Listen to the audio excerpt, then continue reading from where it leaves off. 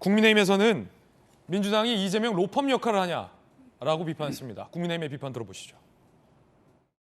아무리 진실규명이 두렵고 이재명 수호가 다급하더라도 법이 있고 최소한의 도의와 선이 있는 것이 아니겠습니까? 민주당은 기어이 공당의 자격을 포기하고 이재명 개인을 위한 정담과 로펌의 역할을 계속할 것인지 이재명 대표를 지키기 위한 민주당의 몸부림이 참으로 애잔합니다. 이양수 의원님, 민주당은 이재명 대표의 로펌 역할이냐는 비판 국내에서 나왔고 민주당이 김건희 특검법을 당론으로 추진하겠다라고 밝혔고 윤석열 대통령을 고발하겠다라고 나왔어요. 어떻게 보십니까? 이재명 당대표께서 이제 보좌관으로부터 받은 문자를 공개했잖아요. 전면전. 예, 전쟁입니다. 전쟁입니다. 사실 이게 굉장히 큰 신호를 보내는 거거든요. 그러니까 이재명 당대표가 구성원들한테 이건 전쟁입니다.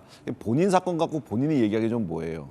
그런데 가장 측근인 보좌관이 그리고 오랫동안 같이 일했던 충성심 강한 보좌관이 이건 전쟁입니다라고 이 사안을 규정을 했습니다. 그것이 모든 언론을 통해서 나갔기 때문에 이것은 전국에 있는 모든 민주당원한테 보내는 신호와 같습니다. 이건 전쟁이다. 전쟁에 임하는 자세로 여기에 참여해야 된다라고 하는 거거든요. 지금 모든 방송이라든지 국회의원이라든지 모든 민주당의 당직자 개혁의 딸이라고 하는 개딸들 이런 분들도 지금 완전히 전쟁 수준으로 지금 나서고 있거든요. 과연 이것이 전쟁인가? 저희는 다시 한번 되새겨봐야 된다고 생각합니다.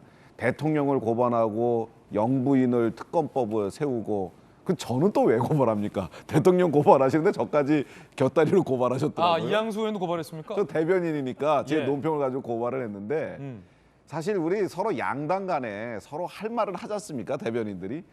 입을 막는 일을 서로 하면 안 되는데 저도 고발을 했어요. 근데 어쨌든 이런 식의 과한 조치들 이런 것들이 과연 타당성을 얻을 수 있느냐 이거 고민해 봐야 됩니다.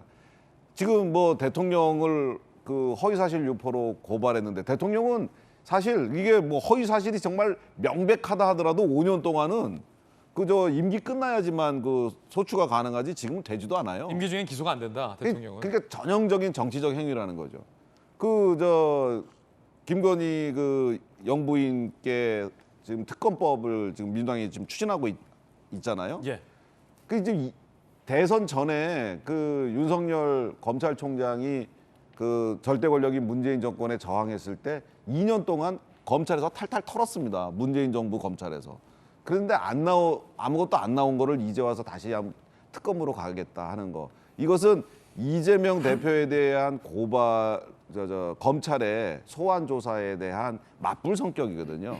근데 저는 이재명 당대표가 떳떳하다면 가서 깔끔하게 무혐의 받고 종결 처리하시고 그렇게 하시는 것이 타당하지 이렇게 소환 조사 자체에 이렇게 과잉 대응하는 것이 국민적 동의를 얻을 수 있을까 저는 의문이 앞섭니다.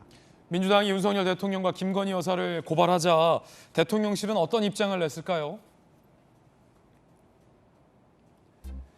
국민 생명과 안전을 지켜야 하는 최고 통수권자로서 의무 역할에 전념할 뿐이다.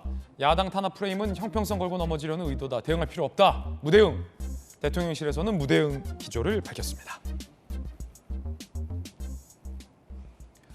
이원석 검찰총장 후보자는 이재명 당대표에게 검찰 소환 통보를 한 것과 관련해서 본인의 진술 기회를 준 것이다 라는 이야기를 했습니다.